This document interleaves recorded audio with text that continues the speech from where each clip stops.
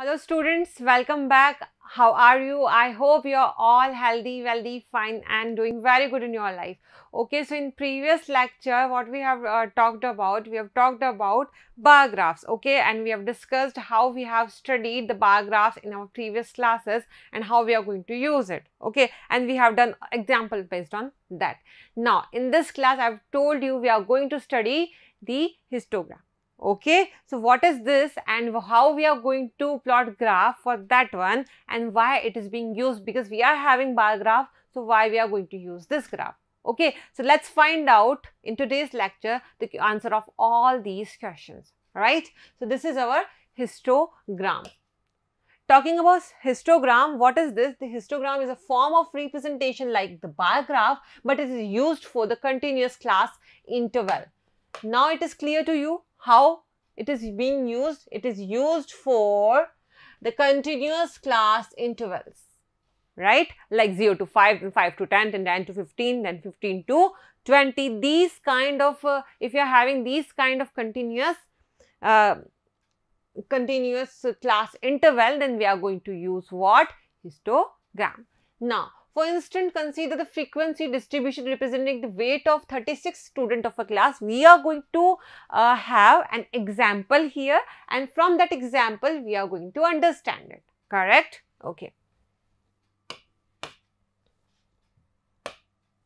So, here it is, weight in kg and number of students. These two data in the form of table have been given to us. So, weight in kg, here it is 13.5 to 35.5. Similarly, 35.5 to 40.5, then 40.5, then 45.5, then 45.5 to 50.5, then 50.5 to 55.5, then 55.5 to 60.5.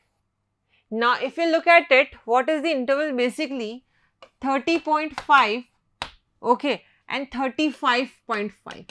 We are going to subtract the lower limit from the upper limit, right?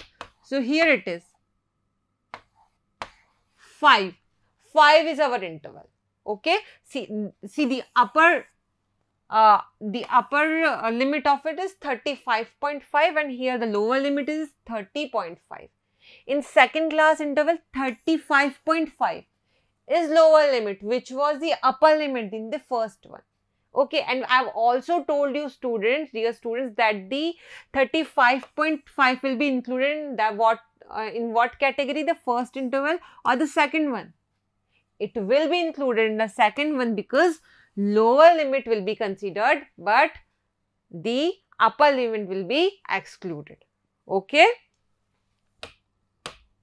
Okay, so now these weights are having these number of students. 9 number of students will be having 30.5 to 35.5 kg weight. Okay, and the total number of students is 36. Okay. Now what we are going to do? We are going to make a histogram out of it. What will be the method for the same? First, we represent the weight on the horizontal axis or on a suitable scale. We can choose a scale as 1 centimeter is equals to 5 kg. Now, why we are choosing 5 kg? Why we are choosing 1 centimeter equals to 5 kg? Because 5 kg is what? 5 kg is our interval, our class interval. Okay, we have had that lower limit and upper limit difference, that is upper limit minus lower limit, that was to be 5 kgs. Okay, so 5 kg is our class interval. So, we will be having that 5 kg equals to 1 centimeter. That is going to be our scale for this histogram. Okay, we will be needing a scale. All right.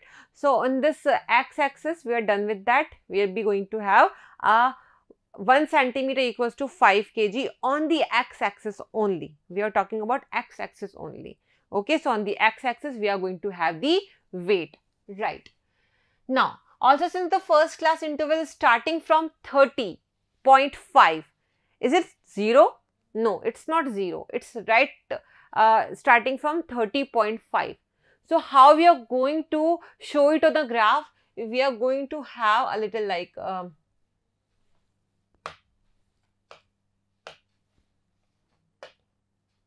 this break. Understanding this break on this x-axis, on the axis where we are going to put the weight, right? Okay. Then how it will be showing like that. See here, at this point we'll be finding a break here. Okay, this break is showing that this graph is not starting from 0. The values are starting from the what? 30.5. So we are going to have a much more space here to start the graph from 0, and that space will be like a waste of paper. So for that we are going to use this break line. That means you are having the value from 0 to some 30.5. The first value will be 30.5 here, and after that we are going to have 1 centimeter equals to 5 kg. So after 30.5, and that will be 1 centimeter here. Okay, and after that 1 centimeter here. So 30.5 plus 5 will be equals to 35.5. So this is our 1 centimeter basically. Okay, so this is 1, 2, 3, 4, 5, 6 centimeters here, and after that 65.5 and so on. Okay, so this is how you're going to make the x-axis of it. Okay, so are you clear with this break? Is it okay for you now? Okay. Now, talking about the second point, we represent the number of students. This is the second data we are provided with. So first we have done the x-axis, now the remaining axis is y-axis. So on the y-axis we are going to put the number of students, right? Okay, and number of students, as we can see, the data is 9, 6, 15, 3, 1, 2. So that means it is varying from 0 to 15. The highest value is 15 here. So we are going to cover the value 15 on our graph. Okay, our graph should be like that, and on the y-axis we can cover at least till 15 values. Okay, so accordingly we represent the number of students frequency on the vertical axis on the suitable scale. Since the maximum frequency is 15, we need to choose a scale to accommodate this maximum frequency. Okay, what is the maximum frequency here? 15. We now draw rectangles or a rectangular bar of width equal to class size. Okay, this is clear to you because we are going to have class frequency value. The highest frequency value equals to 15. So we are going to having value a little bit more than that. Okay, and that will be enough for us. So we are going to have from 0 to 16, and we are taking a class interval of 2. So here's 0 to 2, 2 to 4, 4 to 6, 6 to 8, 8 to 10, 10 to 12, 12 to 14, 14 to 16. Okay, so 1 centimeter will be taking equals to 2, right? 2 number of students. Okay, then we represent the weight on the horizon, or not this, but what we are going to do, we need to choose the scale to accommodate this value, and we now draw the rectangle or rectangular bar of width equal to the class size. Now, if you are looking this table, 30.5 to 35.5 are having 9 number of students. Okay, so when we'll talk about the 30 to 30 to 35.5, 30 to 0.5 to 35.5, they are going to have 9 number of students. Okay, that means if I'm marking 1 centimeter equals to 2 students here. Okay, and this is 1 centimeter. By scale we draw it like that, 1 centimeter. That means something like here, that is will be equals to 1. That means your 0.5 will be measuring 1 student. Similarly, here will be with 3, here a 4, sorry 5, here it's 7, here it's 9, here it's 11, here it's 13, here it's 15. Okay, understood it? Now, it's telling us that 30.5 to 35.5 are having what? 9 students. So, 9 is here, somewhere right there is 9. Okay. So, in front of 9 we are having this line. Now, how we are going to make this graph? 30.5 to 35.5. So, we are going to put a line vertical to x-axis, 2 lines here basically. Okay, and the top of it will be till this value 9, because what number of values we are having for y-axis, the frequency is 9. So, that will be our first bar here. First completed. Okay. Now, go for the second one. We are having 35.5 to 40.5, number of students equals to 6. Okay. Number of students equals to 6. So, 6 is here. So, we are going to have a line here, and for 30.5, the first line is already covered. So, we don't need to put another line here. It is covered. Then 40.5. Okay. It is going to be right till there, and we are going to meet both these. Okay. Now, it is about 40.5 to 45.5. For 40.5 to 45.5, we are going to have 15 number of students. Okay. And I guess this is the maximum. Okay. So, we are going to have 14 here. So, 15 somewhere here. So, right. Now, what we are going to do? We are going to draw a line here and 40.5 to 45.5. Okay, and top of it will be meeting them. Understood? Now, taking further, we are having 45.5 to 50.5 are having 3 number of students. Okay, 3 number of students. So, 1, 2 and 3, 3 will be somewhat like here. Okay, 3 will be here.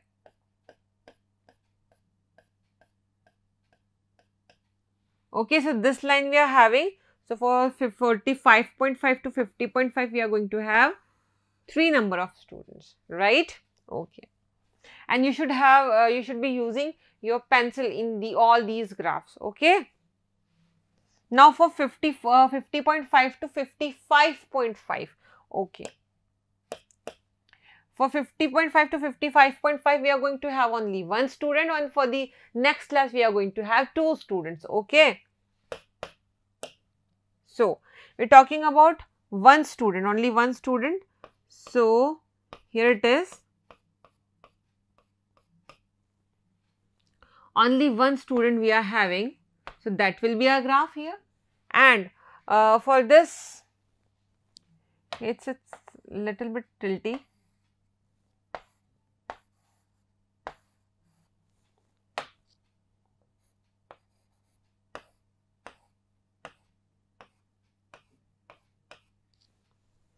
Now, for the 1,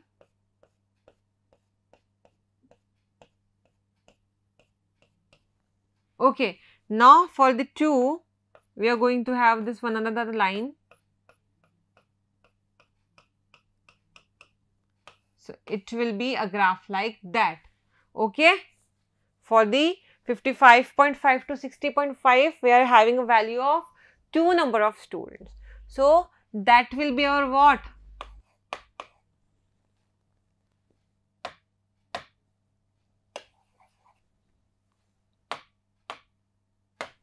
That will be our histogram, and it is being used for the continuous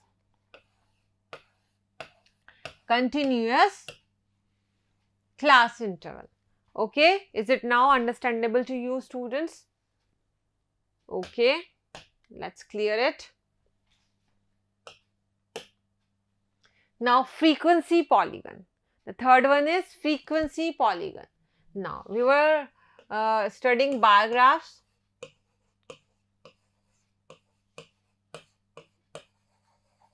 Then, we study histogram. And now, the third one is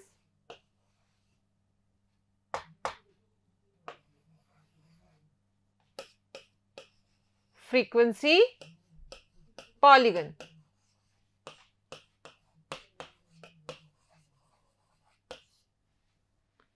Okay, we'll be discussing about the frequency polygon now. Okay, there's yet another visual way of representing quantitative data and its frequency. And what is this? As the name show, frequency polygon. So here it is, a polygon. To see what we mean, consider the histogram represented by this figure. Let us join what we have studied previously. Okay, now what we are going to, let us join the midpoints of the upper sides. The midpoint of the upper side, the top of it, where the bars were closing, the top of it, we are going to have the midpoint of it. Okay, the midpoint of each and every bar, and we are going to join them and make a polygon. Okay, so let us join the midpoints of the upper sides of the adjacent rectangles of this histogram and by means of line segments. So we are having the line segments. Let us call these midpoints B, C, D, E, F and G. When joining by line segments, we obtain the figure B, C, D, E, F, G. What it is trying to say is here. What we are having here, having some breakpoints, and after that we made this graph. Now what we are doing, we are pointing the midpoints. Here we will be having a midpoint, here we will be having a midpoint, here we will be having a midpoint. Okay, and here we will be also having a midpoint, here we also be having a midpoint. Okay, now these were the midpoints, forget about these two, but these were the midpoints. Now what we are going to do, we are going to meet them.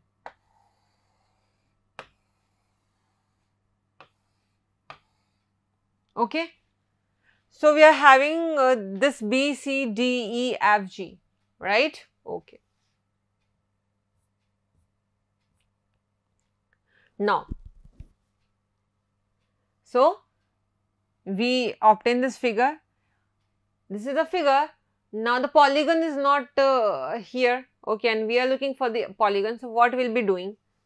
Now to complete the polygon, we assume that there is a class interval with the frequency 0 before 30.5 to 35.5. And what will that be?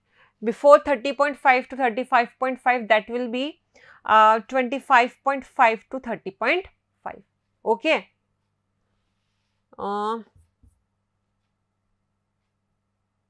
Yes, 25.5 to 30.5, this one. And if this is going to be the class interval, then how many number of students were there? There were no any kind of this interval, that means there were no any kind of students, that means 0, the value is 0. Okay, so if the value is 0, there will be a line here and the midpoint of it will be this. Okay, if this is the 1 centimeter and at 0.5 centimeter from this side, from 0.5 centimeter, that will be the midpoint here. Similarly, if we will be going beyond this 60.5 limit, that means 60.5 to 65.5 will be our next class interval. But are there any students in this class interval? No, there are none. Okay, so what we are going to have? We are going to have again one line here. So we are going to have this midpoint here. Okay. So in short, what we are having these 2 points here, and we will be calling it A here and H here. Why? Because we are having our B point here, C point here, D point here, E point here, F point here and G point here. Okay. Now, we will be meeting B to A and we will be meeting G to H. Okay. So, basically,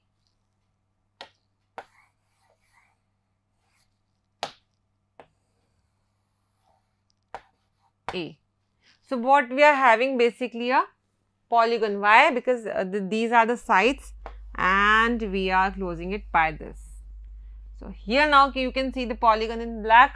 Are you not, it is not visible? Okay, then let me show it more clearly to you guys. This is your polygon. Okay.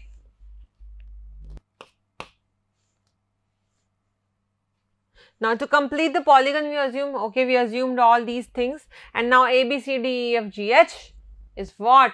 Is the frequency polygon corresponding to the data shown in that figure, and we have shown like that. Okay, understood that one?